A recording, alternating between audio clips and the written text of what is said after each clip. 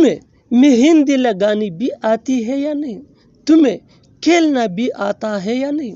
ان جملوں میں ہم کہہ رہے ہیں تمہیں آتا بھی ہے یا نہیں.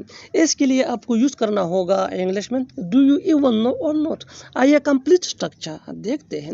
Do you even know plus verb plus I N G جس کو وربل ناؤن بھی کہا جاتا ہے یا جرنڈ بھی کہا جاتا ہے پلس آبجیکٹ پلس اور نوٹ پلس کویشچن مارک اگر لکھنا ہے تو اسٹرکچر کو اچھی طرح سمجھنے کے لیے اس فارمولے کے ساتھ ریلیٹڈ کچھ ایگزامپلز دیکھتے ہیں. اچھی طرح سمجھنے کے لیے so let's see some example for better understanding.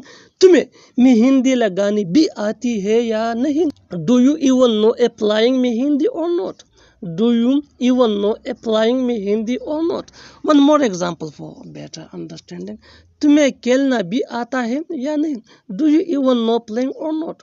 Do you even know playing or not? اور آخر میں یہ دو جملے آپ کے لیے کامن سیکشن میں ان کا جواب ضرور دینا. پہلا جملہ ہے تمہیں کھانا بنانا بھی آتا ہے یا نہیں؟ تمہیں کھانا بنانا بھی آتا ہے یا نہیں؟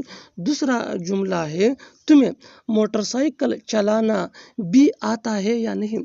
تمہیں موٹر سائیکل چلانا بھی آتا ہے یا نہیں؟